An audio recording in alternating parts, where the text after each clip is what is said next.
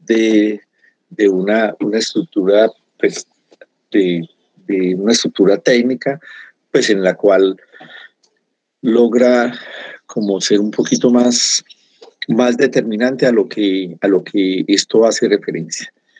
Es el hecho de que el neo es algo que se generó, y, o sea, de un crecimiento que es nuevo ante cualquier sitio anatómico en el cual, basado en una serie de células con determinado tipo de características, hace que sea la presencia de algo nuevo en un sitio y que eso algo nuevo va a generar algo o un componente, un elemento que es la formación de una masa.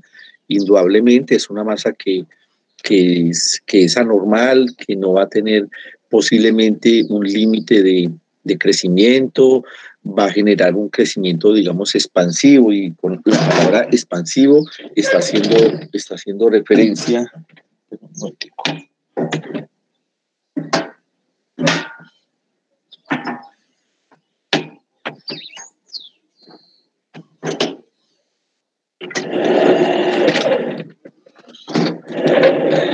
Expansivo está haciendo referencia a que genera algo de comportamiento ante las estructuras vecinas.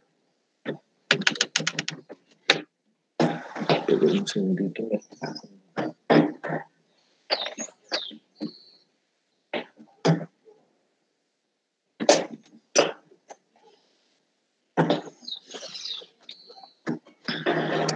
Y dando en ellas pues algún tipo de alteración tanto anatómica como de tipo fisiológico.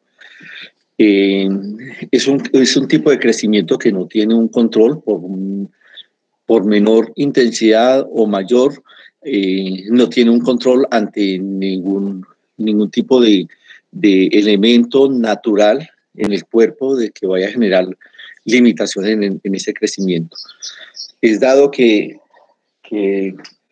esta nueva formación pues, va a requerir, sin duda alguna, un hecho de una nutrición y un adecuado riego sanguíneo. Hecho que se establece en una forma significativa cuando los crecimientos son muy rápidos, y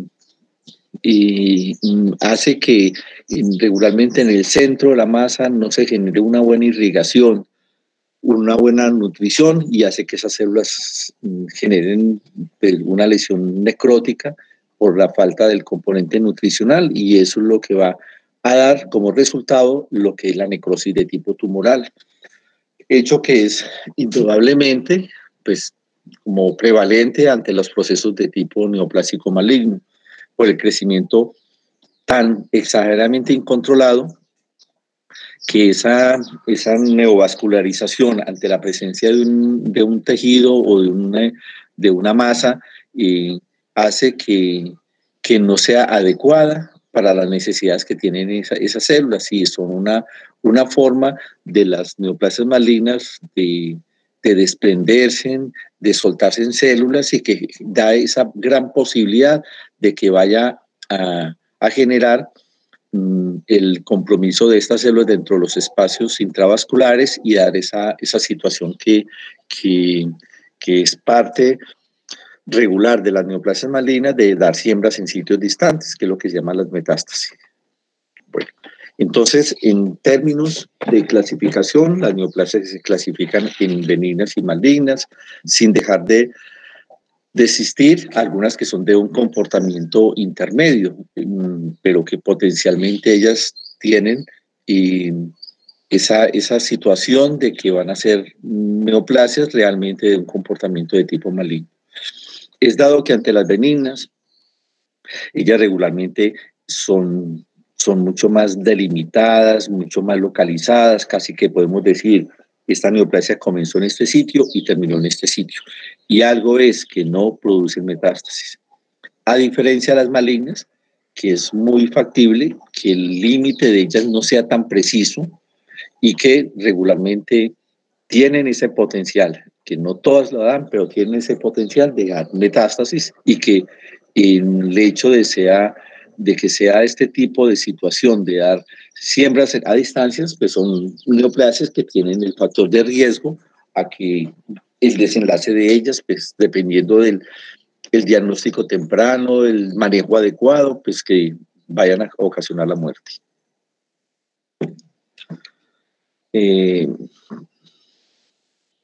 Alexandra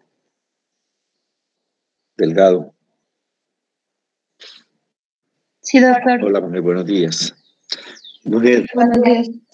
una pregunta y como de forma introductoria, ¿tenemos presente cómo hacemos el diagnóstico de una neoplasia?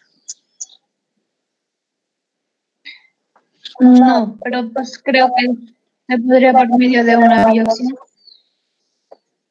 Sí, mujer, perfecto. Hay ayudas para clínicas y hoy en día cada vez hay más avances con respecto a la precisión de este tipo de situaciones anormales, a la identificación que nos hace pues, pertenecer que, por pequeñas que sean, van a generar el hallazgo tan minucioso de un sitio donde hay la presencia de algo anormal. Pero sin duda, lo que comentas es la forma de establecer el tipo de neoplasia, a pesar de que se sepa que es una neoplasia, pero hay que clasificarla. Es a través de eso que está comentando, que es de sacar un fragmento o de sacar la masa y hacer el estudio histopatológico para poder determinar la forma determinante de este tipo de situaciones en el hecho de saber el subtipo celular, el comportamiento celular, el hecho de que exista necrosis, el hecho de que exista compromiso a través de los vasos linfáticos o a través de los vasos venosos, el compromiso de estructuras vecinas, etcétera, etcétera. Son una serie de informes, de detalles que debe dar el patólogo y que son precisos, pertinentes y exigentes en los informes de estudio anatomopatológico para que el oncólogo o porque el oncólogo necesita de esa serie de referencias para poder generar las posibilidades de manejo de mayor o menor dosis, si eso es una quimio, si es radio o si solamente es quirúrgico, y las dosis que van a utilizar, el tiempo y en cierta forma predecir a un año qué debe estar pasando el paciente y a los 5 años, pues que son parámetros establecidos, se va a determinar que si las posibilidades de sobrevida es de tanto. Bueno, el hecho de que sea una neoplasia benigna maligna no quiere decir que sea las benignas exclusivas de un tipo de neoplasia, de células y las malignas de otro tipo de células. En ambas se genera que el parénquima está formado por células que están generando esa neoproliferación, esa subdivisión, esa actividad mitótica no controlada y que es muy dado que en el momento que se genere esa división celular, es dado que las nuevas células tengan cada una un comportamiento y una estructura diferente de acuerdo a la forma que le pertenece, al tamaño, etc. Y que indudablemente el estroma de sostén es fundamental, que es el que le va a dar las posibilidades de sostenerse, las posibilidades de recibir esos componentes nutricionales para poder ellas subsistir.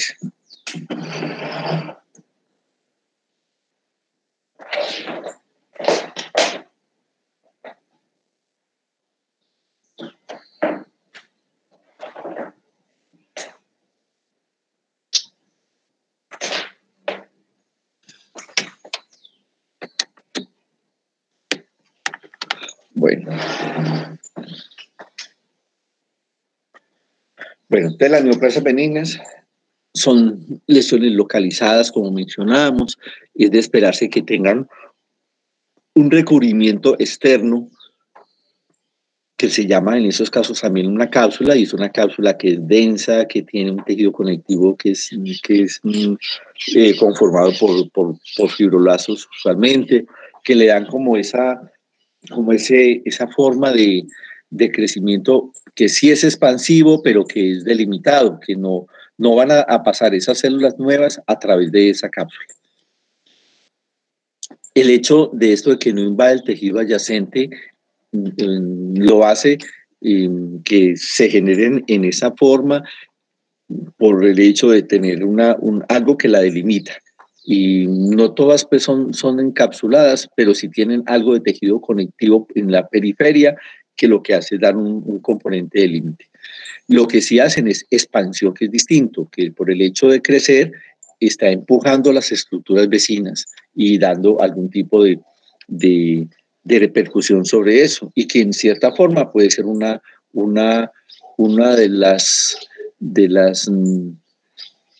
las como consecuencias para que se dé algún tipo de presentación clínica. El hecho de que suceda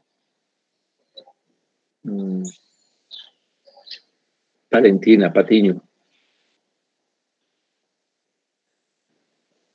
Valentina. Buenos días, doctor. Bueno, hola Valentina, buenos días. Tiene el ojo derecho. Valentina, ¿dónde tiene el ojo derecho?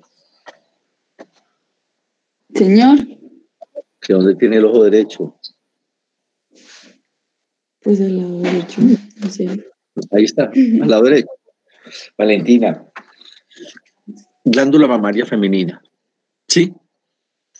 ¿Ha escuchado algún tipo de neoplasias que se puedan presentar, neoplasias o comúnmente llamados tumores, que se puedan presentar en la glándula mamaria? Sí, sí lo he escuchado. Sí, señor. Dígame uno.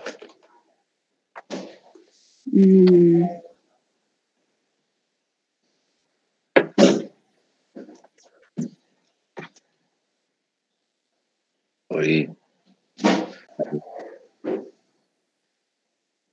Pues, no, o sea, pues el cáncer de mama, que salga una neoplasia ahí. Y que salga una neoplasia ahí, cáncer de mama. Sí, pero un poquito más concreto. Algo que es muy de mujeres jóvenes. No sabría. No, bueno, Ana Sofía. Señor. Listo, gracias. No, que está bien, listo. Voy a preguntarle a Ana Sofía a ver. ¿Qué dice? Sí, Ana Sofía, ¿sabe cuál? La verdad no, doctor, estoy como pensando, intentando recordar, pero no. Es muy dado, por eso pregunto a las mujeres, porque es muy frecuente que eso suceda. ¿Sí o no, Daniel Felipe? ¿Sabe cuál? Pues se me ocurre un quiste, doctor. Los quistes son lesiones frecuentes. ¿Y qué es un quiste, Daniel? Una calcificación. ¿Una calcificación?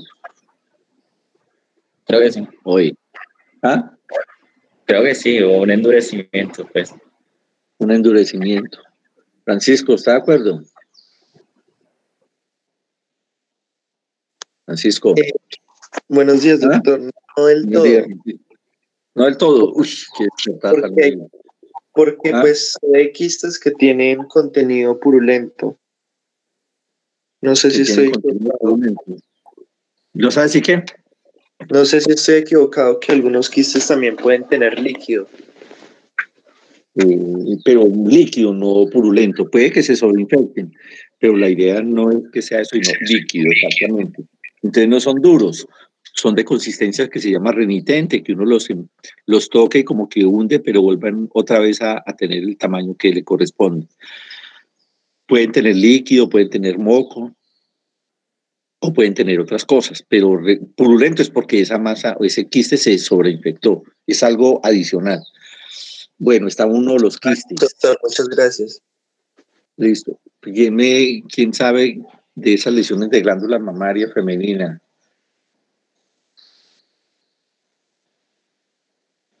Juliana. Franco. ¿Sí la ha escuchado? Franco, Juliana. Juliana. Bueno.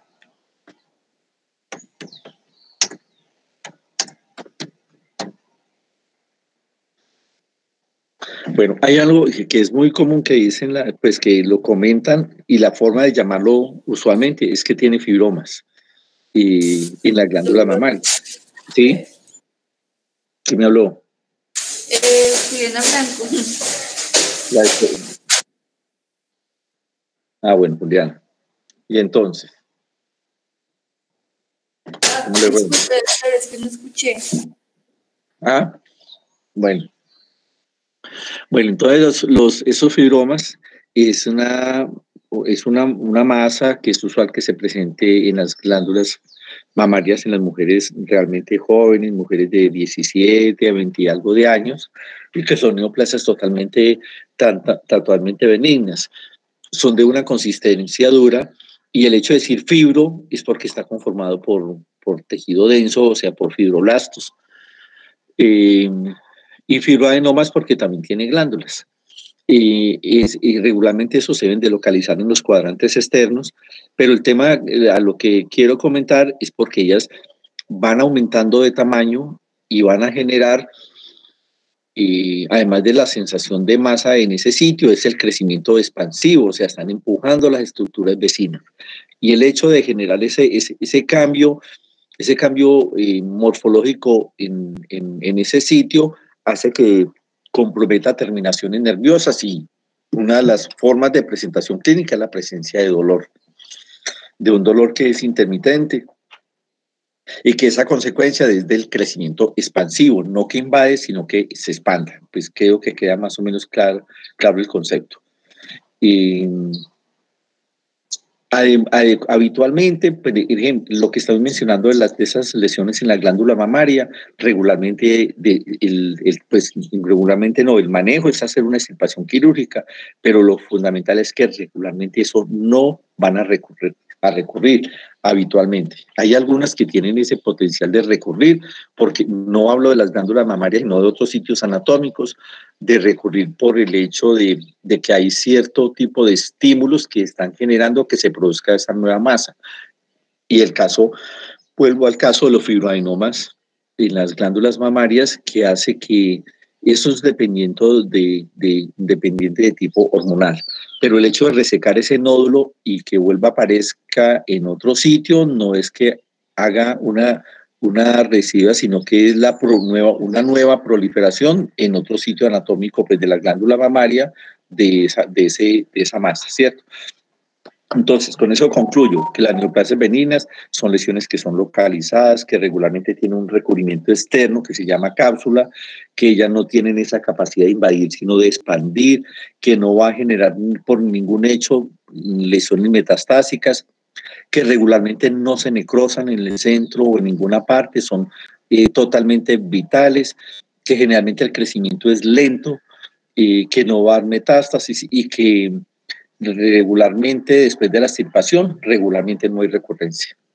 Bueno, resulta que los términos que se utilizan, términos técnicos para los procesos neoplásicos benignos y malignos, tiene digámoslo como una forma de prefijo, y que el término OMA hace que estemos haciendo referencia siempre a un proceso de tipo benigno. Y le colocamos el sitio anatómico donde pertenece o el tipo de tejido. No el sitio anatómico, sino el tipo de tejido. Por ejemplo, si es un proceso de neoplásico del tejido fibroso, como les mencionaba el fibroadenoma, entonces se llama un fibroma. Si es de tejido cartilaginoso, condroma. Si es de tejido óseo, osteoma. Si es de glándulas, adenoma.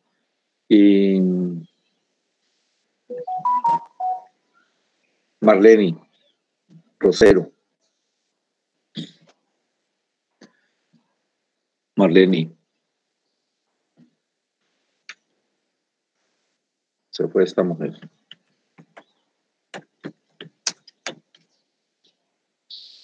Claudia Lorena. Claudia. Sí, doctor, buenos días. Hola, mujer, buenos días. Mujer, si es de músculo, ¿se le ocurre cómo se llamaría? Por ejemplo, comúnmente las personas le dicen, esa paciente tiene miomas. ¿Sí he escuchado ese término, que tiene miomas? Sí, señor, lo he escuchado en la parte reproductiva. Pues, Exactamente, queda en el útero, que es un término que se utiliza comúnmente, ¿cierto? Miomas porque es de músculo liso, ¿cierto? Pero eso se llama leiomioma, ¿cierto? Si fuera de músculo esquelético. No, no sé. Bueno, si fuera de tejido adiposo. Ay, ese No. Sí, de tejido adiposo. Sí. Ay, un momentico que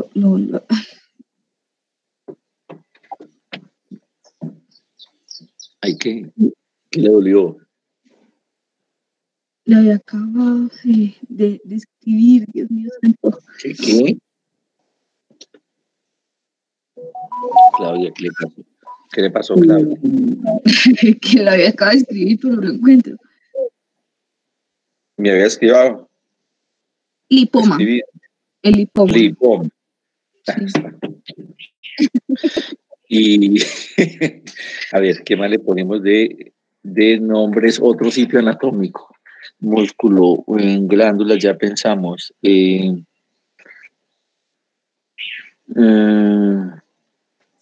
Tejido óseo. Osteoma. Sí, osteoma. ¿De acuerdo? Sí. Bueno, ahorita le pregunto otra cosa con respecto a eso. Bueno, te seguimos. Resulta que dentro de estos tumores benignos vamos a hacer referencia aquí a otros términos que son procesos que se determinan potencialmente como si fueran neoplasias benignas.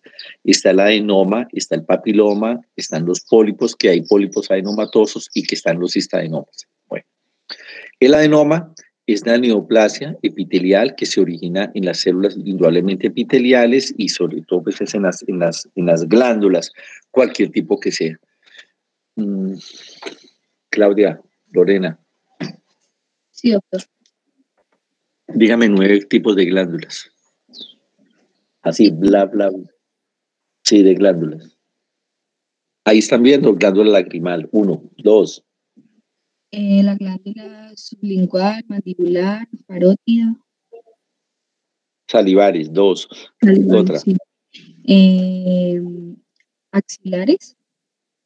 Axilares, sí que hay una axila. ¿Qué glándulas? No hablemos de sitio anatómico, sino de los tipos de glándulas. Tiroidea. ¿Ah? Glándula tiroidea. ¿Glándulas qué? Tiroidea. Tiroidea, sí. Otra. Subrenales. Suprarrenales. Uh-huh. ¿Y en la axila qué glándulas hay? En la axila. ¿Sí? En la axila, ¿qué glándulas hay? No, perdón, me confundí. Me confundí con ganglios, perdón. Ajá, no, pero en la axila hay. ¿Sí? Sí, imagínense. Creo que son del sistema sudoríparas. Sí, sudoríparas y pueden, pues, son glándulas sebáceas. Glándulas sebáceas, perfecto. Bueno, mujer, entonces todas las neoplasias benignas, que es frecuente que esto suceda, se llaman adenomas en estos sitios, ¿sí? La presencia del papiloma es una lesión ya más que de tipo neoplásico, es una lesión como de tipo preneoplásico y la cual va a generar esa factibilidad es siempre a nivel de las células epiteliales y que regularmente pueden darse en diferentes sitios anatómicos y que sea frecuente que pueda suceder a nivel de sistema reproductor masculino, femenino y cavidad oral. Son esas lesiones como muestra en este sitio, en la zona interdental, de unas lesiones que van tomando a medida que crecen ese aspecto como medio verrucoso, que regularmente son rojizas, muy bien vascularizadas.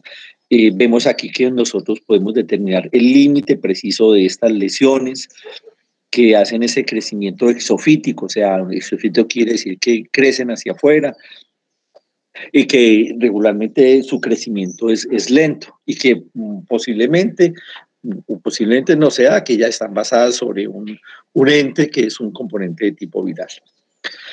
La presencia de estas otras lesiones que se llaman pólipos son lesiones que son excrescencias, o sea, que crecen hacia afuera, que hay cierto tipo de nuestro organismo que están susceptibles a que se den estas situaciones, como por ejemplo en el cerviz uterino, como muy frecuentemente a nivel del colon, se pueden dar en el estómago, se pueden dar a nivel de las cuerdas vocales, a nivel de la cavidad nasal, o sea, casi todos los sitios donde hay un recubrimiento de tipo epitelial.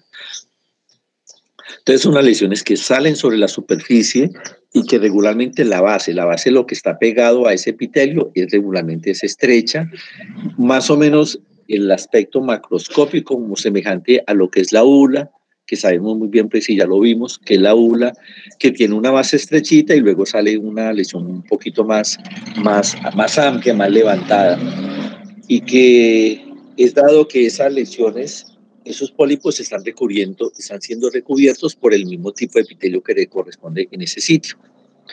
Esos pólipos regularmente son benignos, son neoplastas benignas, pero depende mucho de la subclasificación que se hace, y con eso va a representar el potencial que tienen estos pólipos para que tengan posiblemente un comportamiento de tipo maligno. Como por ejemplo a nivel del colon están los que llaman pólipos adenomatosos, los hiperplásicos o los tubulares, y esos que son adenomatosos potencialmente tienen un gran riesgo a que eso se vaya a convertir, deje de ser un proceso neoplásico benigno y se convierta en un proceso neoplásico de tipo maligno. Ellos son de diferentes tamaños, pueden ser únicos y pueden ser múltiples. Este término cistadenomas es al comentario que se hizo un rato con respecto a ese tipo de neoplasias que son quísticas. Y la palabra quiste es el hecho de que en su interior no haya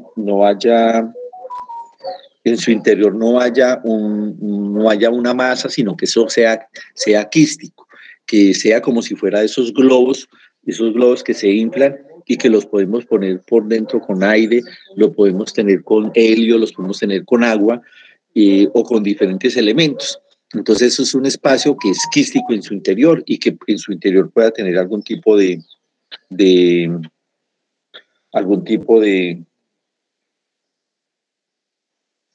en su interior puedan tener algún tipo de contenido.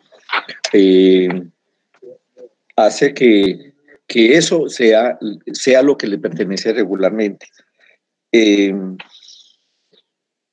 Perdón, muchachos. Que hace lo que le pueda contener regularmente. Es dado que sea frecuentemente que tengan agua, o sea, puro material ceroso, y se llama cistadenoma ceroso. Si tiene moco, se le llama cistadenoma mucinoso.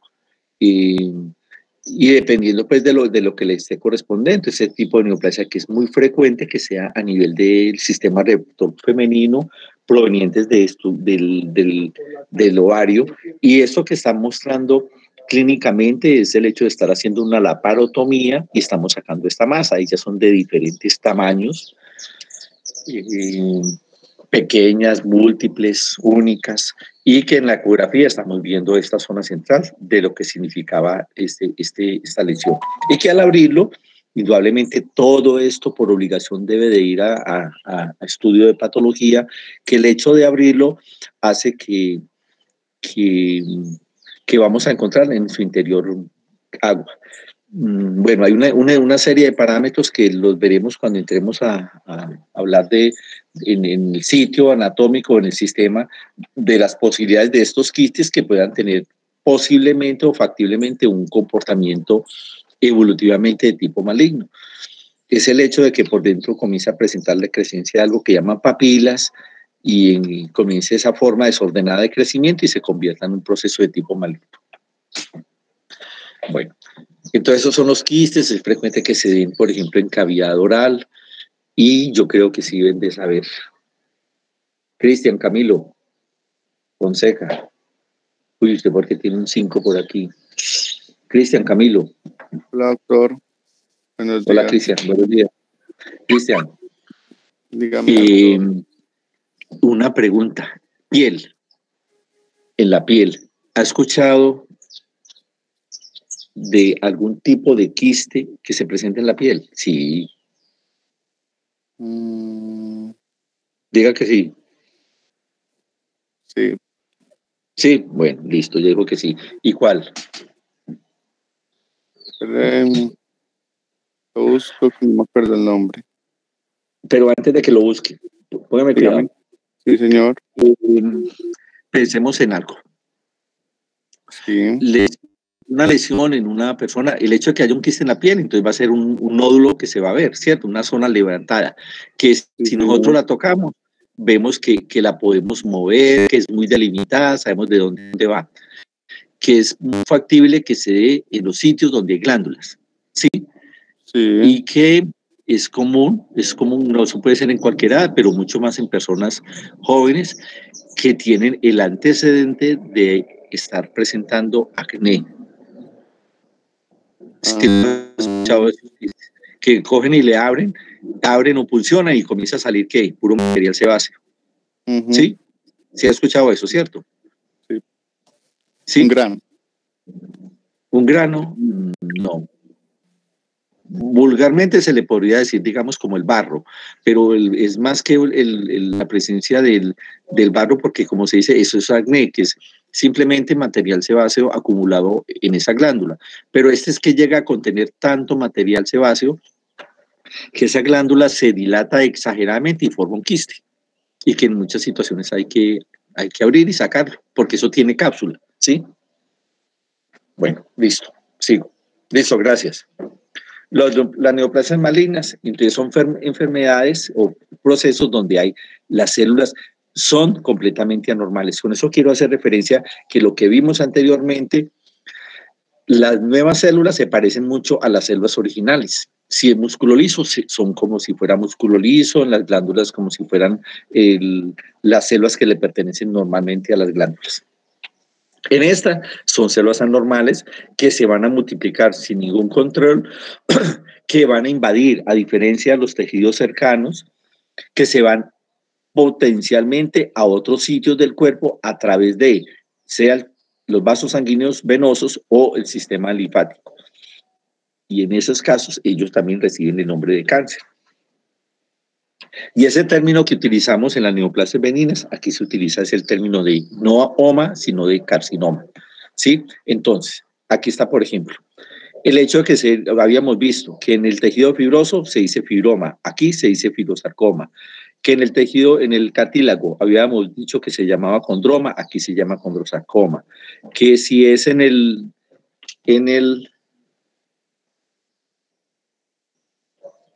Miguel Sosa.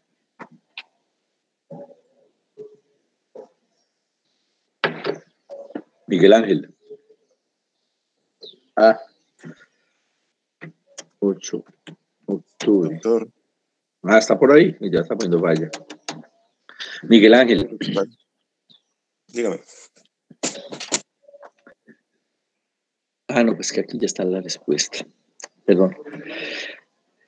Esto que está aquí mencionando, leiomiosarcoma, ¿de dónde suponemos, de qué tipo de tejido que es este tipo de proceso neoplásico maligno?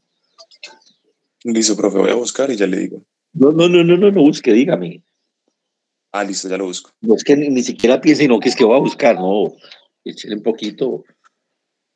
Lea bien lo que está diciendo ahí. Leio. No. Ese, Sí, ¿verdad? Sí, ya lo había mencionado. Sí, señor. Sí, ¿cómo se llama? Es de las células del músculo liso. Entonces, esa es una neoplasia de músculo liso. Si ve que uno puede como que, antes de buscar, interpretar. Ustedes son leiomioma y leiomiosarcoma, ¿sí? El anterior, el liposarcoma. Relacionado pues con el tejido adiposo. Adiposo, lipoma, liposarcoma. Y este de abajo, radiomiosarcoma. Radiomiosarcoma. Se relacionaría con el músculo estriado. Con el músculo estriado. Entonces, benigno se llamaría.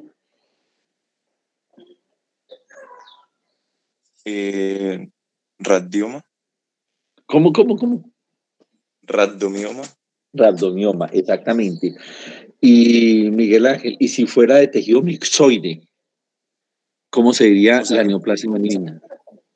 Que tuviéramos liso y estriado. No, tejido mixoide, mi componente mixoide. No de que sean dos tipos de tejido, sino mixoide.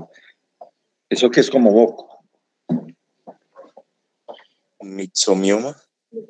Bueno, digo, mixoma. Ah, mixoma. Mixoma. Busque, ahora sí busque. Una pregunta. ¿Y ese mixoma, no sé, en qué tipos de tejidos o qué órganos serían más frecuentes? Es frecuente que se presente en el tejido celular subcutáneo. Entonces ahora Miguel Ángel sí va a buscar otros 3 tipos de tejidos en el cual podamos establecer cómo se llama el proceso benigno y cómo benigno, aparte de lo que ya mencionamos: tejido óseo, cartilaginoso, músculo liso, músculo esquelético, tejido fibroso, tejido adiposo. Otros 3 distintos, y que cuál es el nombre, tanto benigno como maligno. Listo. Apenas esté, nos hace una seña. Gracias. Bueno, listo. Este es un proceso, una imagen de algo que nosotros, pues, de entrada, nosotros podemos pensar, y eso es parte de nuestra competencia.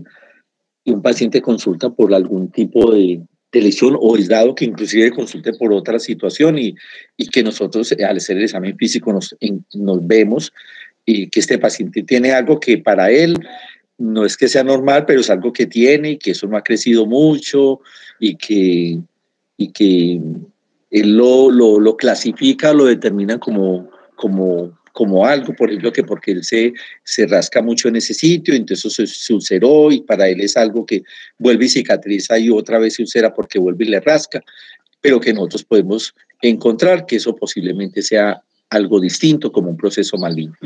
Este caso, pues, si no estoy haciendo referencia, no porque sea comparable, porque el hecho de ver esta imagen de una, pues, va a llamar la atención, que es una lesión que es levantada, que esto está ulcerado, que en el centro tiene este aspecto de tipo necrótico, nos va a generar la duda, o no la duda, sino la inclinación a que esto es una neoplasia maligna. Y es un paciente que, sin discutir, hay que tomarle biopsia, ¿sí? Esta es una imagen de otra masa que vemos que ya no es que sea muy delimitada, vemos que va creciendo en una forma irregular, que tiene aquí un lóbulo y aquí potencialmente tiene otro lóbulo. Esta es otra masa que vemos algo que llama la atención regularmente en los procesos malignos, que es esto, que es la nueva vascularización, nuevos vasitos sanguíneos que se generan para darle la nutrición a este sitio. Y vemos una masa que no podemos determinar en qué sitio deja de serlo, simplemente disminuye el tamaño, pero en una forma precisa no logramos determinarlo. Esta es de tejido óseo, y vemos que aquí son los bordes que son totalmente irregulares, que posiblemente aquí está invadiendo y metiéndose a otro sitio o una estructura adyacente de este tejido óseo, y que es algo que rompió el periósteo y que está generando una masa hacia afuera.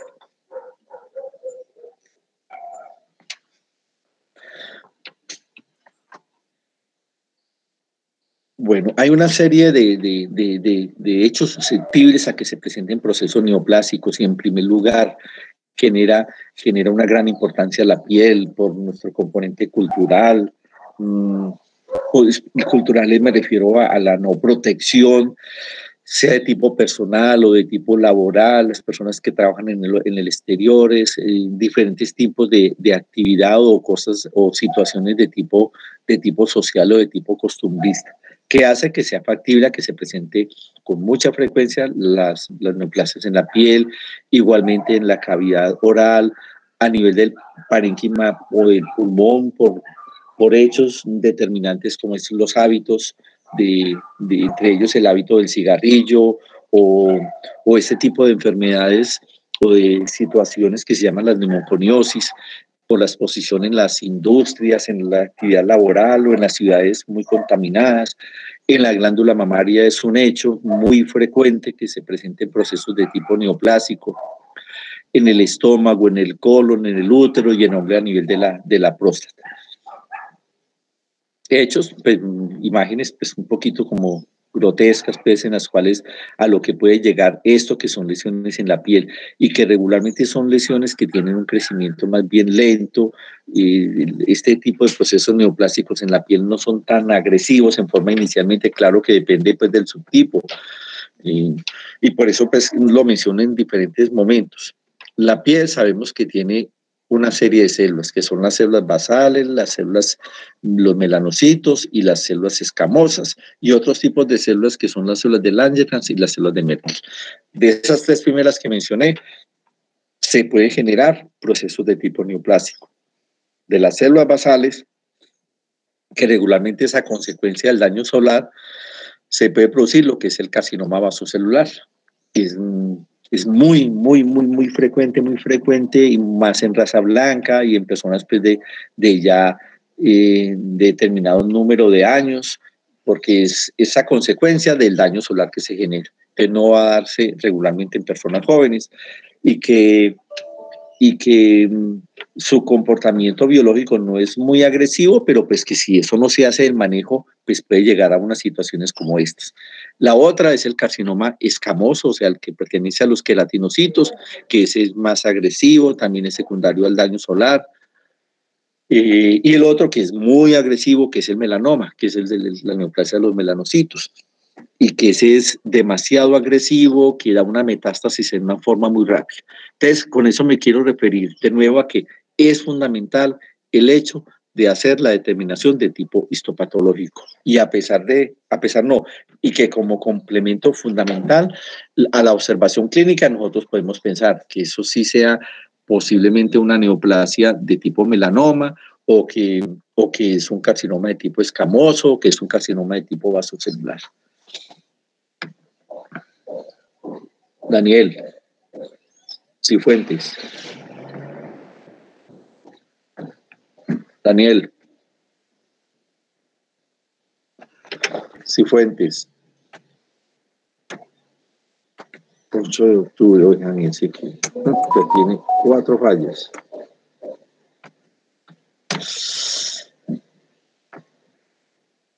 Jaime Adolfo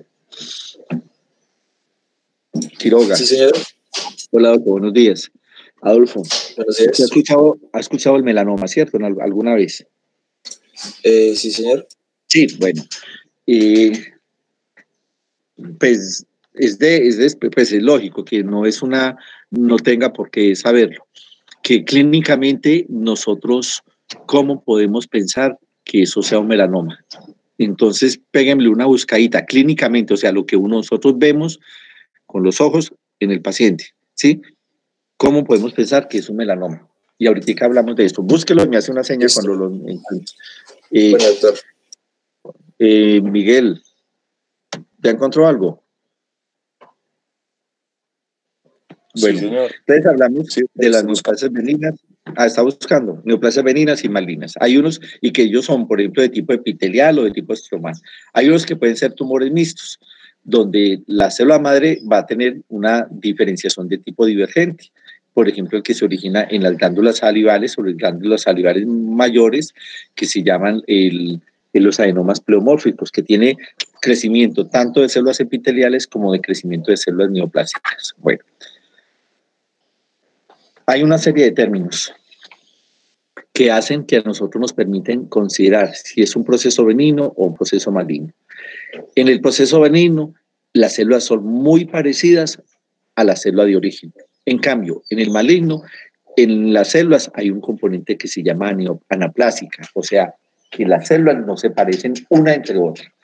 Ya habíamos mencionado también que el ritmo de crecimiento en el benigno es un crecimiento que es lento, que inclusive en algunos momentos se puede estabilizar, que no crezca en una forma exagerada, que es muy de esperarse que no exista mitosis, y que las células son muy parecidas, pues ya mencionamos a lo normal. En cambio pues el crecimiento puede ser de lento a rápido, pero las figuras mitóticas son muchas, hay células que son realmente aberrantes, o sea que son de una forma totalmente diferente. la invasión en el proceso benigno es más de expansión, en este localmente se invaden y que las metástasis son ausentes y en este pues, la probabilidad es mucho, ¿cierto? Pero, epidemiológicamente, las neoplasias se relacionan y tienen que ver con las influencias de tipo ambiental, racial, hereditarias y de tipo cultural. Ambiental. El hecho de tener la costumbre del tabaquismo y el consumo crónico del alcohol, pues hace que sean unos factores de riesgo a que se presenten procesos de tipo neoplásico. La edad.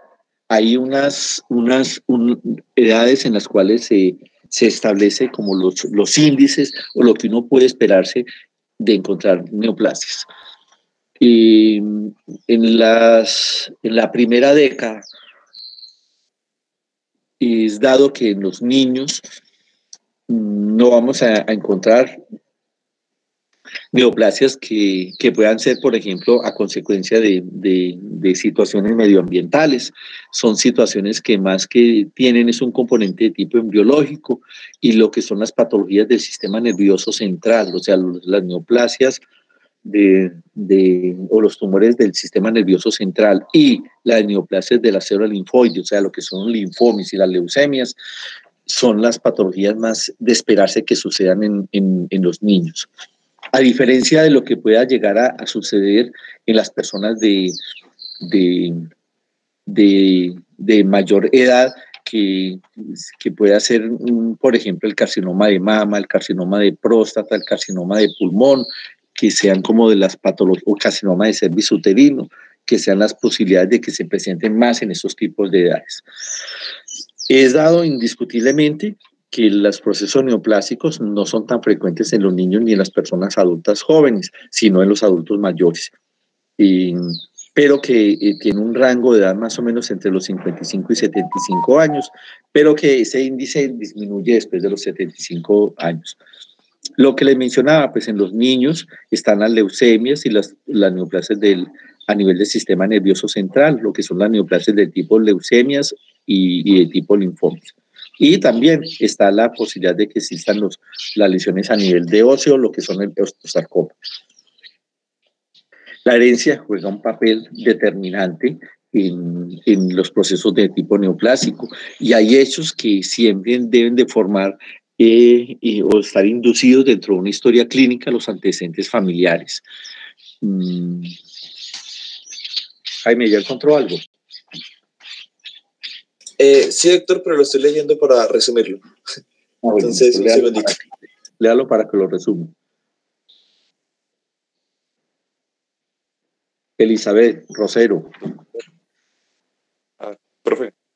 Sí, Miguel. Hábleme. Listo, doctor. O sea, había demorado porque estaba buscando pues un poquito más de bibliografía. Pues, sí, perfecto. Pues mire, el primero, vamos a hacer una especie de una tabla entre benigno y maligno. Entonces, encontré el primero, dice tumor de células gigantes. Ese sería el benigno.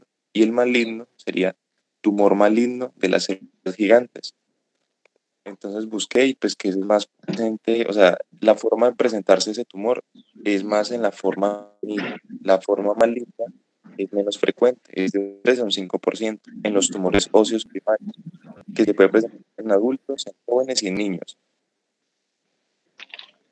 ¿Vamos bien? Perfecto, listo, bien. Encontré otro que pues se llamaba el granuloma eosinofílico, pero entonces después dejé de buscar eso, pues después de buscar, ese es más que todo es como en gatos, entonces listo, descartó. Sí. Y me fui y busqué el hemangioma y el angiosarcoma. Perfecto. Y después, pues entonces en medio de la duda y recordando los anteriores, me llamó la atención el osteoma osteoide. Osteoma osteoide. Una diferencia. Sí, señor. Osteoma osteoide y entre osteoma. Y pues sería el osteosarcoma, pero pues ese considero que usted ya lo había mencionado en clase. Entonces, sí. Porque estaba buscando, pues encontré también el condroma o osteocondroma. Sí. Entonces, pues estaba ahí ahí buscando, Bueno, pues ya veían unos... Hago un comentario con respecto a lo que usted mencionó ahora. Por ejemplo, la hemangioma es una neoplasia benigna de los vasos sanguíneos venosos y es muy frecuente que suceda los hemangiomas. Es muy, muy frecuente. Y hay una serie variada de clasificaciones. Y está el hemangiosarcoma, que es la contraparte maligna. Igualmente de los vasos linfáticos, está el linfangioma y está el linfangiosarcoma. Hay mucho sonido en estos momentos. No, doctor. Yo escucho, bueno, claro. Listo. Bueno, listo. Perfecto. Listo, gracias, Miguel. Bueno, entonces... listo, doctor. Listo, Jaime. Bueno, inicialmente, pues, que la mayoría de los melanomas se pueden diagnosticar clínicamente con un buen examen cuidadoso. Se necesita buena iluminación, garantizar lupas y un dermatoscopio.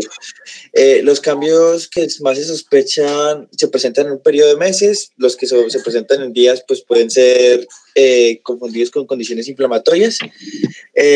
Los cambios comúnmente observados son el aumento del tamaño de la lesión, los cambios de color que ocurren en un 70% de los pacientes, el aumento en la altura, la elevación, el prurito y la presencia de ulceración o sangrado.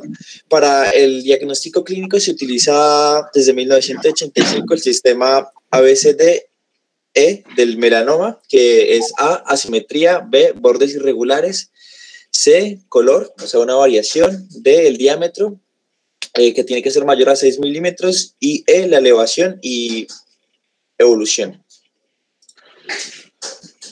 Listo, Adolfo. Con eso quiero intervenir algo. Ese ABCD, más que sea los melanomas, es de las lesiones en la piel, de lesiones que se puedan presentar. Y el término es este. Llamemos lo que llaman comúnmente los lunares, que técnicamente llaman nevus, ¿sí? Para nosotros, digamos, como enfocarnos clínicamente, y eso es responsabilidad del médico general, o sea, la competencia que estamos haciendo nosotros en estos momentos. Si hay un paciente que consulta porque resulta que es un lunar que es nuevo, o es un lunar que le está picando, o él no consulta por eso, sino por otra cosa, pero nosotros lo vemos y nos llama la atención. Es el hecho de que las lesiones névicas, o sea, todo lo que son los diferentes tipos de lunares, pues que es un tema de otro momento. Si nosotros imaginariamente, y yo debo tener una presentación y luego se las muestro como para que pronto me entiendan bien, si nosotros imaginariamente lo partimos por la mitad, imaginariamente, o sea, al verlo, no lo imaginamos. Si tenemos una línea que lo divida en dos, tanto un lado como el otro deben de ser igualitos. No puede haber asimetría, que una parte tenga una forma y la otra parte tenga otra, ¿cierto? O sea, deben de ser regularmente redonditos o ovaladitos o larguitos, pero que un lado sea igualito al otro. Eso es lo que hace la referencia a que sean asimétricos, hace que sospeche. A. B. Que los bordes regularmente deben de ser muy lisos. Muy lisos es una sola línea, no que tengan entradas y salidas. Eso de los bordes. Si tienen entradas y salidas, hay que sospechar. B. C. Que el color sea homogéneo. Los lunares que tienen una zona negra y otra zona color café clarito, una zona color rojo, hay que ponerle cuidado. Color. D. El diámetro. El hecho de que una lesión névica tenga mayor de 1 centímetro es casi que, digamos, no requisito, pero sí de ponerle cuidado basado en otro tipo de consideraciones de retirarlo, ¿sí?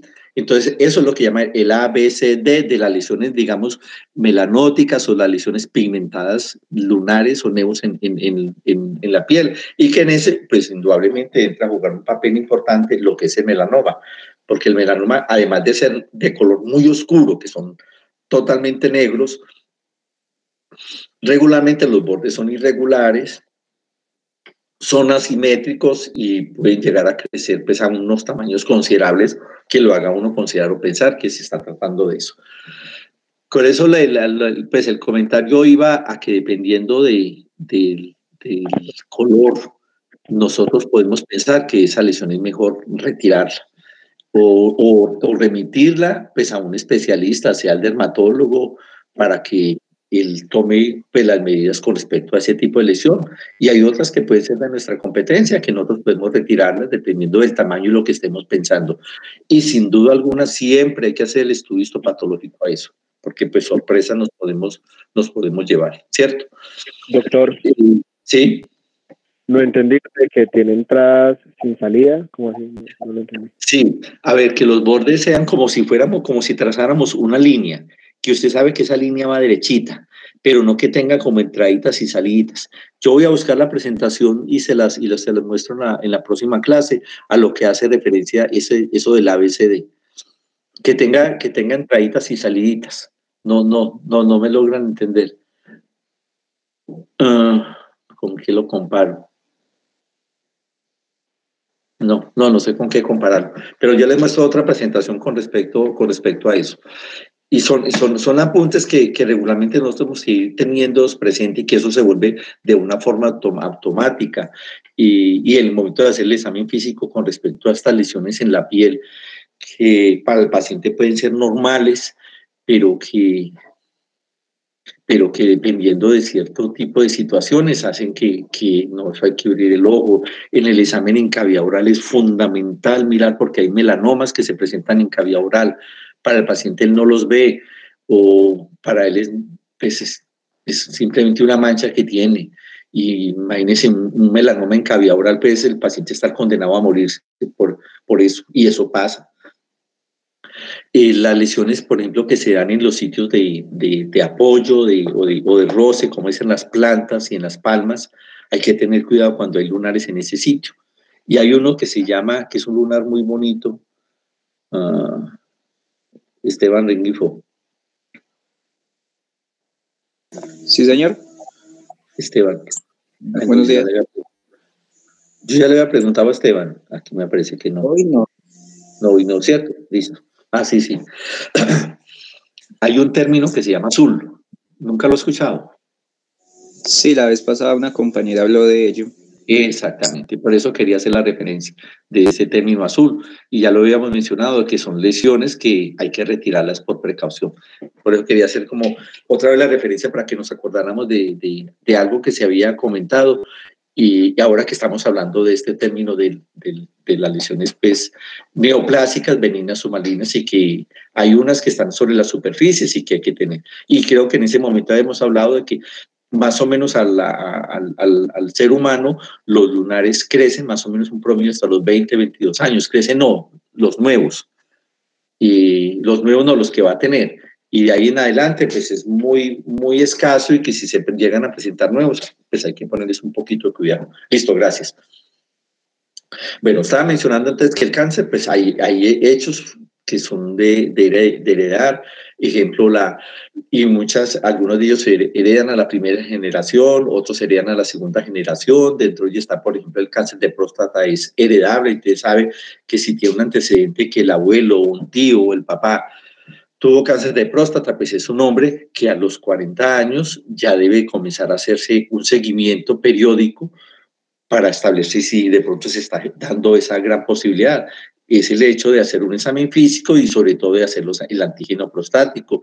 Igualmente en una mujer que tiene el antecedente de la mamá con cáncer de mama, es después de los 30, 33 años, empezar a hacerse periódicamente, además del examen físico, pues hacer una mamografía por la posible presencia de esta situación. Y hecho que hace que si eso es detectado a tiempo, donde hay una lesión muy pequeña, pues simplemente es de hacer una extirpación con todo lo que le corresponde al hecho de ser una neoplasia maligna, pero no de llegar a un estado avanzado.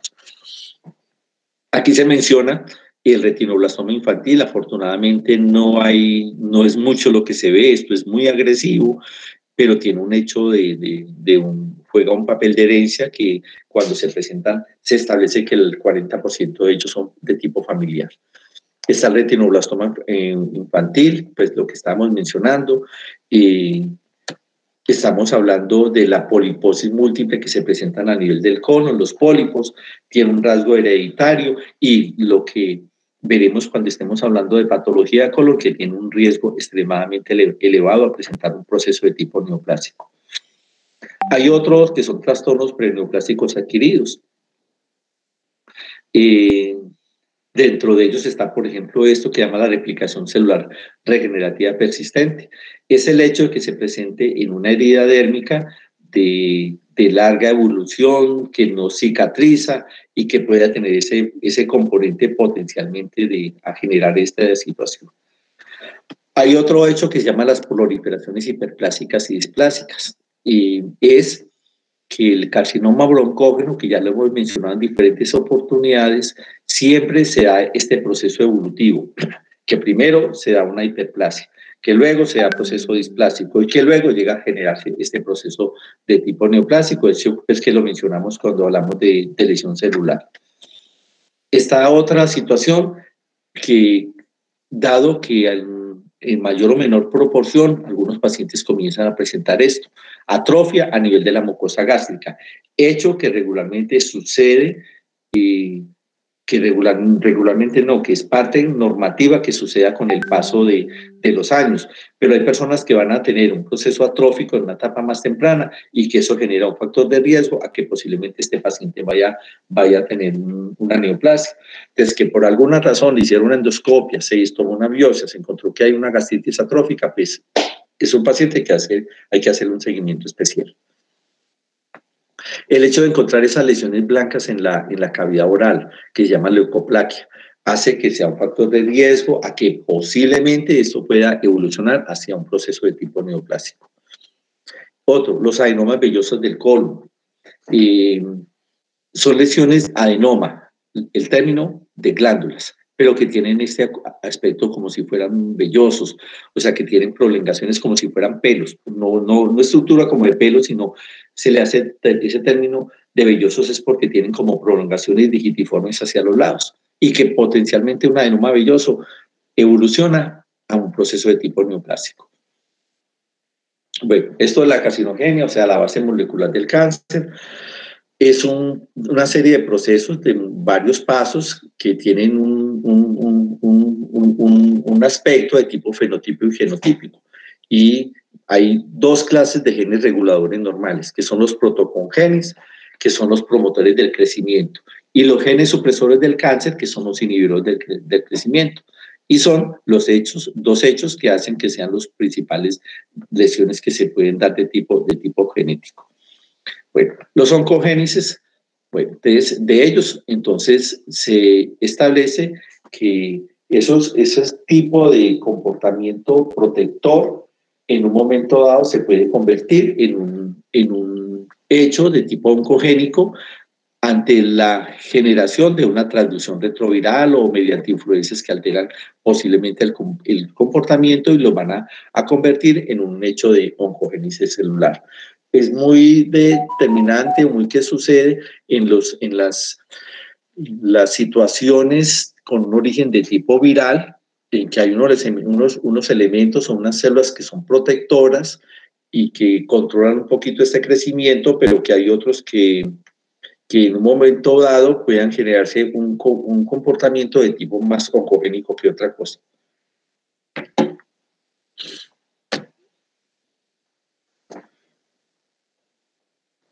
Bueno, de esto de la activación de los oncogenes, mecanismo mediante el cual los protocongenes son transformados en oncogenes, se da por amplias categorías, como por ejemplo los cambios en la estructura del gen, los cambios en la regulación de la expresión del gen. Bueno, en la biología del crecimiento tumoral, entonces está la cinética del crecimiento de las células tumorales. El tiempo que pasa para que la célula única transformada se produzca una masa clínicamente manifiesta, pues eso es algo que es muy propio del tipo de tejido, es algo que es muy propio del factor de estimulación de crecimiento, es algo muy propio de la integridad metabólica que pueda tener para que genere en mayor o menor proporción ese posible crecimiento hacia una masa. Y va a depender también pues, del tiempo de duplicación de esas células tumorales y la producción de pérdida de celulares que tienen un comportamiento normal. Bueno, eso sí, lo paso, pues es como el la forma del ciclo biológico de la actividad mitótica.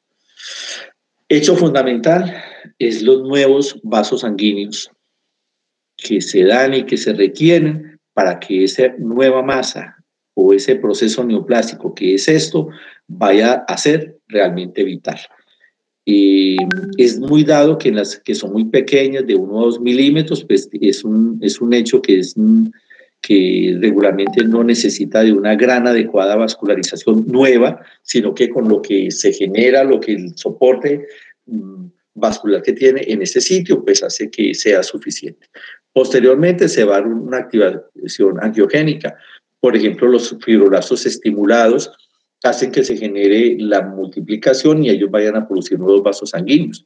¿Y eso qué va a llevar? A que se genere una sobreexpresión de señales proangiogénicas y lo que hace que se genere ese factor de crecimiento de tipo tumoral. Y es muy de esperarse que a mayor crecimiento pues hace que tenga mayor cantidad de nuevos vasos sanguíneos y eso genere por tantos vasos sanguíneos este potencial de tipo metastásico, que es el hecho de que se rompan o se involucren las células neoplásicas que pasen a través de los vasos sanguíneos más delgados al espacio intravascular y se vaya pues por vía sanguínea. El otro es la progresión y heterogeneidad tumoral. Entonces, en esta imagen que estaba en la parte de abajo, vemos esto que es un recubrimiento epitelial, son células cilíndricas, tienen vellosidades aquí arriba, posiblemente es un epitelio, digamos, de tipo respiratorio, posiblemente, o puede ser a nivel del sistema digestivo, donde aquí está la presencia de unas células, que hay 5 celulitas, que son distintas a las otras, que están desordenadas, vemos que estas están paraditas todas en forma y en una hilera, pero estas están creciendo de una forma desordenada. Y que de entrada, estas celulitas han roto esta linecita que es la membrana basal, de una vez ya se están invadiendo. Y el hecho de invadir hace que se genere un factor de crecimiento, de un factor de crecimiento en ese sitio, ya con la vía generar algo de componente de masa interluminal y que en este caso ya generó este fenómeno de expansión y que está invadiendo estructuras vecinas y que este proceso está haciendo esto. Permeó un vaso sanguíneo y a través del vaso sanguíneo se da ese potencial o esa capacidad de tipo metastásico. Bueno, mecanismos de diseminación local y distante. En la cascada metastásica, pues entonces hay algo que llama la invasión de la matriz extracelular, donde tiene esa capacidad para penetrar la membrana basal, como habíamos mencionado, atravesar el tejido conectivo intersticial y penetrar la membrana basal. O sea, esto, de que atravesó la membrana basal, invadió el tejido intersticial y invadió el vaso sanguíneo venoso. Es una imagen semejante a la que vimos, donde vemos que es esta masa, estas células nuevas que son diferentes a estas que son las originales, que son de mayor tamaño, no están ordenadas, pero que viven esto. Esto es la membrana basal, o sea, está íntegra. Entonces esto puede hacer referencia a que esto es un proceso de tipo benigno. Pero que si eso llega a generar esto, que rompa la membrana basal e invade el tejido intersticial, ya es otro tema, y en el caso de esto, lo que ya hemos mencionado, que invade los vasos sanguíneos. Bueno, para generar esa degradación de la membrana basal e invadir el tejido intersticial, actúa pues la membrana basal tipo 4, que es la que va a separar las membranas basales epiteliales de las vasculares. Genera ese tipo de componente de integridad y si se rompe, se invade, pues hace que se genere ese tipo de procesos. La diseminación vascular y siempre las células tumorales, pues debe de haber la penetración de la membrana basal de vaso sanguíneo, atraviesa el tejido conectivo intersticial y pues va a invadir la membrana subyacente, pues en igual forma como ya lo hemos mencionado. El hecho de que generen estas células que están metidas en esto aquí dentro de los vasos sanguíneos y que regularmente va células con células muertas, con material necrótico en esos sitios, genera este proceso que se llama embolización. Porque también el hecho de que sean unas estructuras o unas células que no le pertenecen, es posible que se genere una activación plaquetaria y eso va a generar una forma como de masa que va dentro de los vasos sanguíneos y es lo que se llama el émbolo, que va a llegar regularmente, lo hace a nivel del componente vascular del intraparenquimatoso pulmonar, hace que se estacione en algún sitio, llegue a un vaso sanguíneo de menor tamaño y genere el proceso de tipo trombótico. Bueno, entre los factores etiológicos del cáncer hay agentes carcinógenos de tipo químico, de componentes de tipos virales oncogénicos y lo que son la energía radiante. Dentro de estos carcinógenos de acción directa, están, por ejemplo, hay unos que son pues, los fármacos antineoplásicos, como por ejemplo la ciclofosfamida, el clorambucil, que pues, pueden generar factores de riesgo pues, a otro tipo de neoplasias. Dentro de ellos hay unos que requieren que exista una activación metabólica de tipo carcinogénicos, como es el metilcloranteno, pues que él está presente en esto que es en el humo del carbón, sobre todo de los mineros o las personas que trabajan, por ejemplo, en las calles asando arepas con carbón. Está el metilbenzoantraceno, que es un potente carcinógeno de tipo mamario. Y hay otros, por ejemplo, dentro de las plantas naturales, como es la aflatoxina B1, que puede ser un potencial a que se genere neoplasias del hígado y está producido por este Aspergillus flavus, que es un hongo. Entonces hay una serie de componentes químicos de diferentes orígenes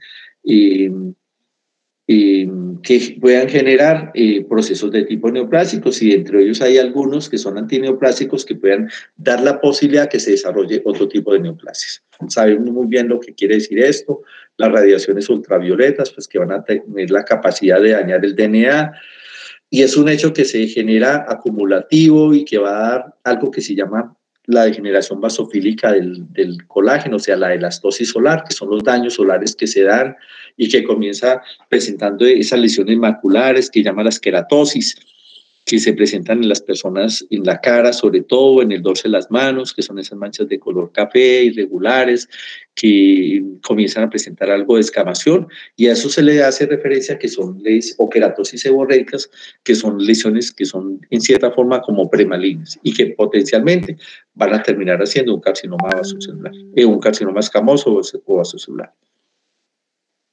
Dentro de los virus oncogénicos, su infección requiere de la transmisión de células T infectadas a través de la vía sexual.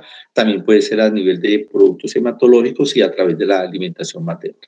Dentro de ellos está entonces el virus del SIDA, está el virus de la leucemia humana de tipo 1, en la cual pues, tiene pues, su forma de transmisión a través de componentes de tipo virales. Dentro de los virus DNA oncogénicos está el virus del papiloma humano, hecho pues de parte de la cotidianidad pues, de comentarios en diferentes estamentos, el que va a dar neoplasia en las células, escamosas, que pues, está en este sitio, pues aquí que está el cervix uterino, que es el sitio predilecto y que también puede ser también a nivel de las células escamosas presentes a nivel de la cavidad oral o en la región anogenital. Está el virus del Epstein-Barr. El virus del Epstein-Barr, como veremos en otro momento, es un factor de alto índice a presentar cáncer a nivel de la nasofaringe, o que también puede ser potencialmente a generar lo que llaman linfoma de Burkitt, que es un tipo de linfoma que es endémico, que da en personas jóvenes y que regularmente se genera un crecimiento a nivel del ángulo submandibular, sea derecho o izquierdo, y que es una masa expansiva y que es muy agresivo. Y está el virus de la hepatitis B, en el cual pues, no se ha encontrado como algo en forma absoluta, pero que se tiene determinado que la presencia del virus de hepatitis B pues es un factor altamente de riesgo o de proceso evolutivo a que de pronto se genere una neoplasia. Entonces, con esto es la mención que hay una serie de tipos de virus que son oncogénicos y que puedan dar esa posibilidad a que ese fenómeno inductorio de la presencia o la infestación de estos virus a un factor de riesgo del cáncer y que está muy establecido con el BPH, igualmente con el Epstein-Barr, y se sabe que en la hepatitis B sucede eso, pero que no se establece la forma como realmente se realiza. Bueno, los efectos o la forma de presentación clínica de un proceso neoplásico va a determinar o va a depender de que sea benigno o maligno por la forma de crecimiento. Y es posible que dependiendo del sitio anatómico pues vaya a generar síntomas o signologías dependiendo del sitio anatómico. Como por ejemplo que aquí nos está mostrando en el sistema digestivo que si hay una masa que vaya a generar un proceso de tipo obstrucción en alguna serie de estos conductos, pues hace que va a generar obstrucción. Y el hecho de que genere obstrucción, pues va a haber una éstasis en ese sitio anatómico de no flujo, el paso del flujo, y eso va a generar algún tipo de sintomatología. Como puede ser diferente, por ejemplo, en la cavidad torácica, la presencia de un linfoma que va a crecer sobre esa cavidad, y es de esperarse que tenga que tener un crecimiento tan significativo y tan grande para generar algún tipo de manifestación clínica, cuando ya haya compresión de los vasos sanguíneos grandes en ese sitio. Es hecho que hace que cuando el diagnóstico regularmente sean tardíos y que cuando ya se genere, pues ya sea un proceso de tipo más invasivo que localizado.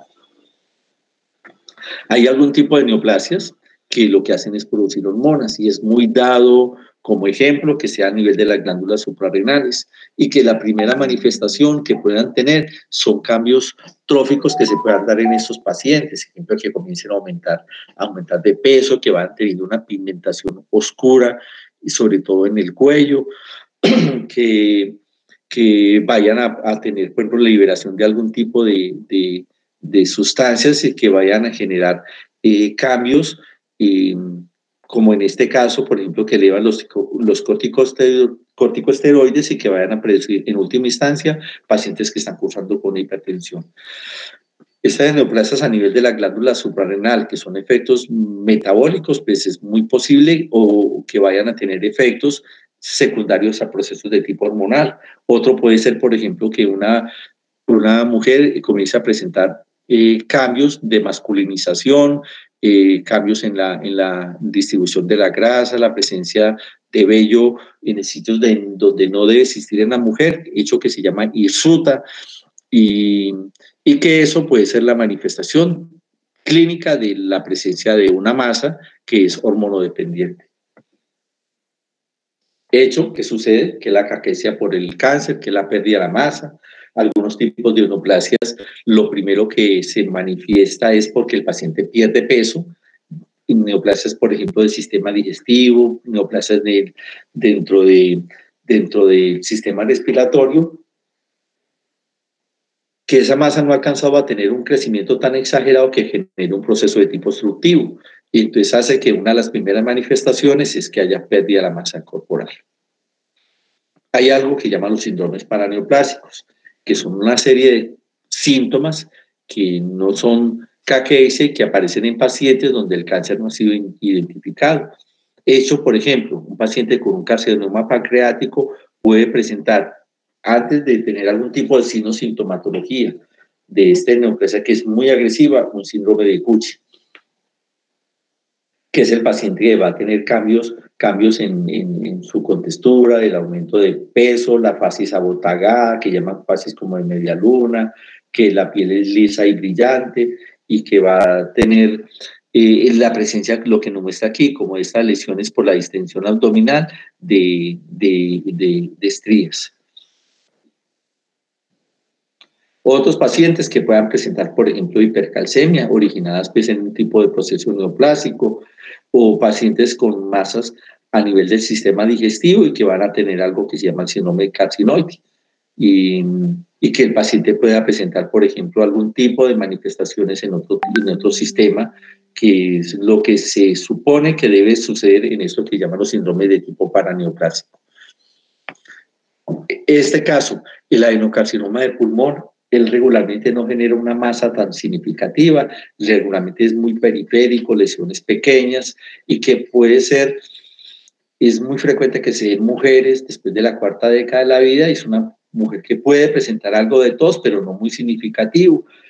Ella consulta, se hacen análisis paraclínicos y no se encuentra aparentemente ningún tipo de masa, y que en algún momento dado puede dar esto, la presencia de una osteoartropatía hipertrófica, o de la presencia de esta, la dilatación de los pulpejos distales de las manos, dando esto que se llaman los dedos en palillo de tambor, y que puede ser la primera manifestación clínica de un proceso de tipo neoplásico. Bueno, resulta que esto ya es como un hecho de forma de que las neoplasias deben tener una serie de clasificaciones que van en conjunto establecidas por el informe que da el patólogo, las ayudas paraclínicas, el hecho de que el tamaño de la masa, de que ya haya hecho metástasis o no, de que se encuentre localizada en tales sitios, el comportamiento del celular. Entonces se establece una serie de grados. Lo que hace es intentar establecer una forma que se llama estadios, y que esos estadios varían de los tipos de neoplasias, si sean, por ejemplo, de ovario, de pulmón, de sistema digestivo, de sistema urinario. Cada uno tiene como una serie de formas diferentes de clasificarlas, y que lo hacen y se establece a través de grados o estadios. Dentro de ellos incluye el tamaño de la lesión primaria, el hecho de que haya diseminación a ganglios linfáticos regionales o a distancia en los casos ya de la metástasis. Ejemplo, en el cáncer de mama, el hecho de que la masa mida 3 centímetros o mida 12 centímetros, el hecho de que tenga metástasis a los ganglios axilares o que tenga una metástasis a pulmón, el manejo y el pronóstico varían totalmente. Si es una masa pequeña y no tiene metástasis en ganglios en las axilas, es posible que solamente con una cuadrantectomía, o sea, sacan un cuadrante de la glándula mamaria. Al contrario, que si ya es de determinado tamaño y tiene metástasis, tiene compromiso de ganglios regionales, pues va a ser necesario realizar la retirada completa de la glándula mamaria y hacer el vaciamiento de los ganglios en ese sitio, y posiblemente el tratamiento con quimioterapia vaya a ser mucho más agresivo y de mucho mayor estancia. Son imágenes, pues, de hecho, pues, que si estuviéramos en la parte presencial, de pronto, pues, daríamos un poquito más de enfoque sobre todo eso a la glándula mamaria, que a nivel personal, a nivel familiar, a nivel laboral y social es fundamental tener eso muy claro, y nos evitaríamos situaciones complejas por el hecho de no tener esta sana costumbre de hacer un autoexamen en una forma periódica. Y eso es nuestra responsabilidad, de siempre estar tratando de que eso quede plasmado en los pacientes, porque eso es una competencia tanto de hombres o mujeres, pues porque es muy dado a que se vaya a tener relaciones de pareja, pues si eso es un interés de ambos, de tener en común, de haber realizado, saber que sí se está realizando el examen, el autoexamen de su pareja. Hay un método para la determinación de la etapa del tumor que se llama el TNM, y al hablar de T es la presencia del tumor primario, donde vamos a decir cómo es el tamaño, y pues, el tamaño y cómo es las características especiales del tumor. N quiere decir la presencia de los nódulos, o sea, los ganglios linfáticos que están siendo comprometidos en la zona regional que le pertenece.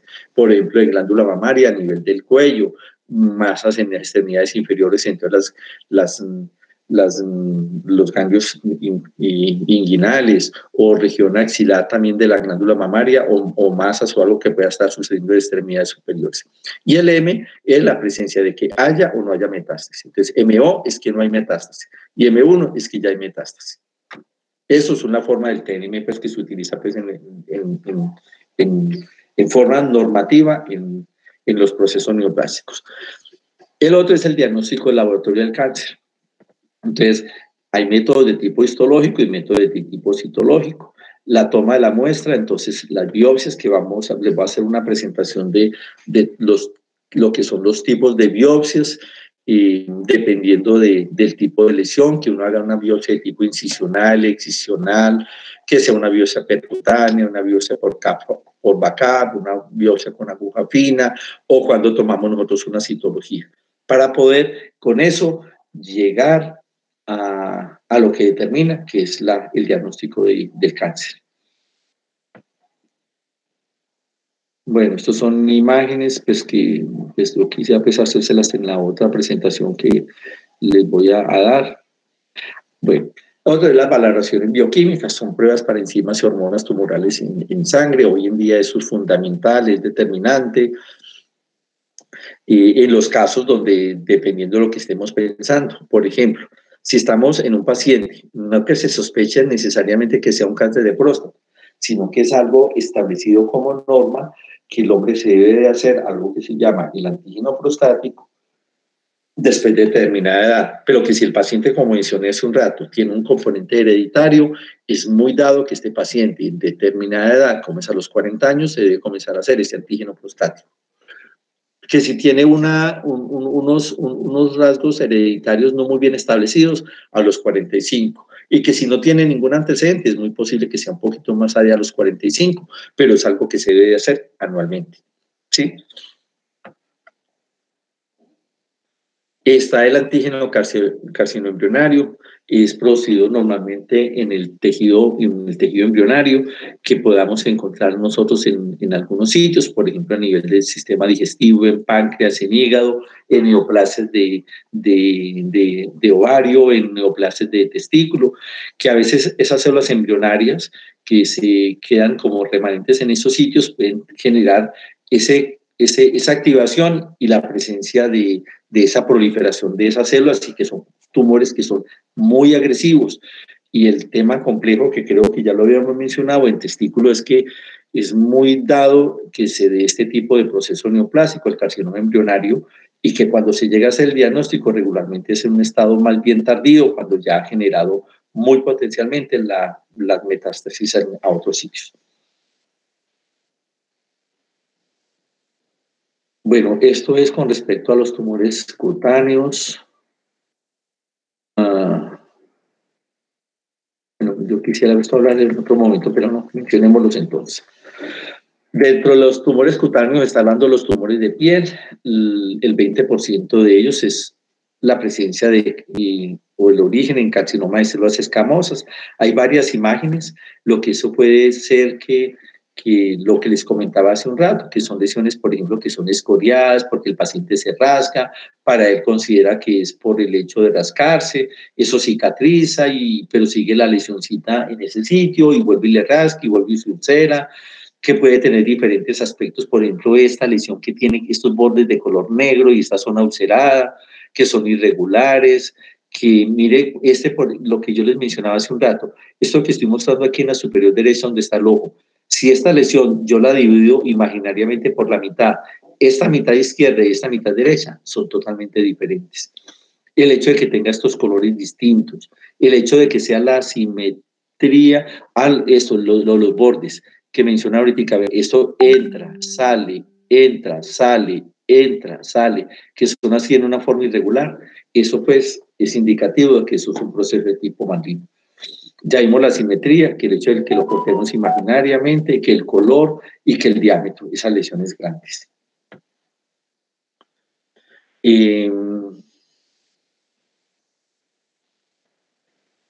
Bueno, el anterior pues es un hecho muy frecuente, el menos común es, por ejemplo, que se pueda sin que sea pues, de pasarlo por alto, pero existen unos factores de riesgo que hay que considerar en un paciente para que potencialmente vaya a tener este tipo de procesos, como es por ejemplo, el carcinoma broncógeno. Está que es el carcinoma de cervix, ya hemos visto esta imagen en diferentes situaciones, este es el cervix, este es el canal endocervical, y son estas proliferaciones que son asintomáticas, que no van a generar ningún tipo de signos, y que por eso es fundamental hacer la citología cervicuterina desde el momento en que se comienza una vida sexual activa hasta el día antes de morirse, porque el factor de riesgo existe siempre, en mayor o menor proporción, dependiendo de la conducta sexual, indudablemente. Este es muy frecuente, el carcinoma de células basales, lo que les mencionaba pues, hace un momento. Son lesiones que no van a generar ningún tipo de síntomas, simplemente son lesiones nuevas, como vemos, por ejemplo, en esta mancha que está aquí en el cuero cabelludo. E igualmente, si la dividimos por la mitad, son completamente diferentes. Mire que esta irregularidad, entrando y saliendo, que en la parte periférica es de un color más oscuro que en la parte central, y el tamaño de mucho más de 1 centímetro. O sea, es indudable que eso es un proceso de tipo neoplásico, y en estos casos es que corresponde al carcinoma vasocelular. Y lo que les comentaba, que es muy usual que eso se ulcere, que sangren, que cicatricen, que vuelva otra vez y se ulcere en una forma repetitiva, y regularmente estas lesiones son de meses tirando a años. Y el comportamiento biológico no es muy agresivo, sino que es de invasión local. Estas lesiones vasocelulares casi nunca dan metástasis, son exclusivas de la piel. Es dado que sean frecuentemente, que se den, por ejemplo, los bordes de los párpados, en el puente nasal, porque es un sitio donde cae en una forma muy sobresaliente lo que son los rayos solares, y hace que sea un factor determinante para que potencialmente esas lesiones nuevas en esos sitios haya que ponerles un poquito de cuidado. Esta imagen que tenemos aquí en este sitio, esto es una lesión pólipa, con un pólipo, que la base es estrechita y aquí en este sitio está mucho más sobresaliente. Y una forma de manejo de estas lesiones, por ejemplo, que son los pólipos cutáneos, o lo que llaman técnicamente los fibromas péndulos, es hacer esto, la cauterización, que se puede hacer con frío o con calor, quiroterapia o con radiofrecuencia, o hacer la retiración quirúrgica de ellos, simplemente cortarlos o segmentarlos.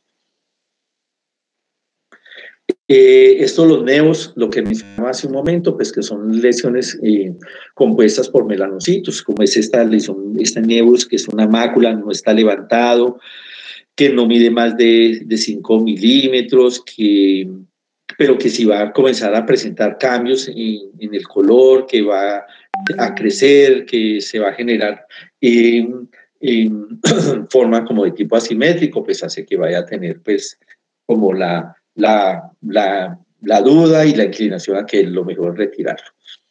Estos, por ejemplo, es el nevus común, que son los nevus o los lunares pesosuares, que son de color cafecito, que son múltiples, que el hecho de que se desarrollen pues, mayor cantidad de melanocitos en ese sitio, pero que no van a tener un comportamiento biológico diferente. Hay unos que llaman los nevos displásicos, y la imagen creo que está muy pertinente. Vemos este que está en el lado derecho. Si vemos que estos bordes son totalmente irregulares, entrados y salidos. Miren que la parte de adentro es negra y la parte de afuera es de color cafecito, que es grande y que es asimétrico. Eso se puede enfocar a esto, que son los nevos displásicos y que son lesiones realmente premalignas. Y que esto pues hay que retirarlo indudablemente. Esto es lo que habíamos mencionado hace un rato, el hecho del ABCD, la simetría. Vemos aquí, este lunarcito en este sitio, redondito, lo partimos imaginariamente por la mitad y es igual. En cambio si lo partimos, este lado es totalmente diferente al otro.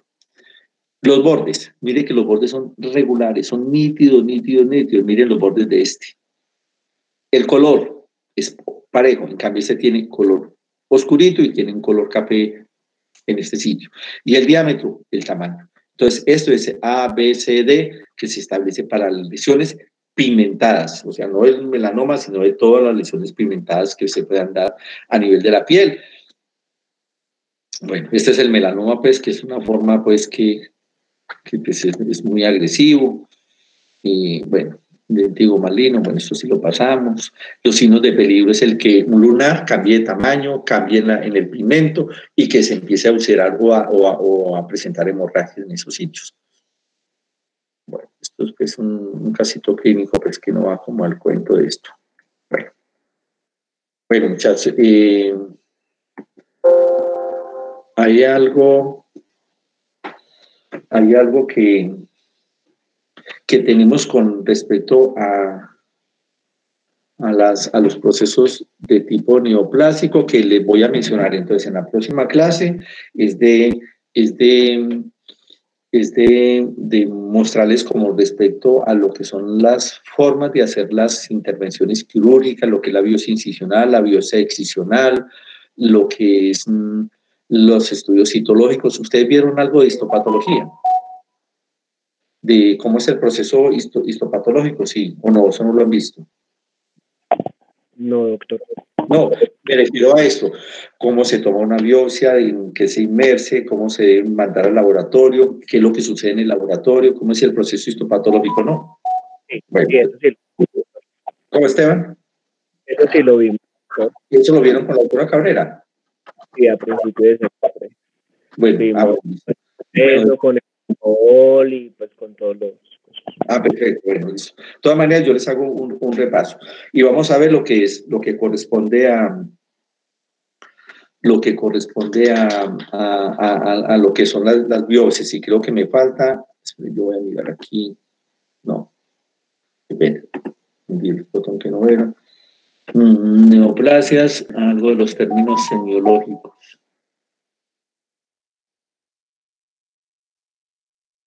Bueno, yo hago eso en la próxima clase, lo que es el proceso neoplásico, algo de los términos semiológicos y lo de las biopsias. Bueno, listo. Y yo creo que ya estamos casi pues como en condiciones de retomar lo que teníamos pues en disciplina anteriormente, que era la de la patología de esófago, ¿cierto? ¿Algún comentario, muchachos?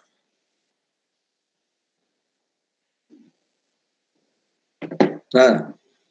Sí, listo, Francisco, listo. Listo, muchachos, entonces así quedamos, nos vemos entonces el martes. Si hay algo diferente que vamos a tratar, yo les comunico a través del representante de Esteban, ¿sí? Listo, bueno, muchachos, entonces así quedamos. Hasta luego, doctor. Muchachos, que estén muy bien, muchísimas gracias. Francisco, espéreme un segundito, yo voy a preguntar algo aquí y hacemos.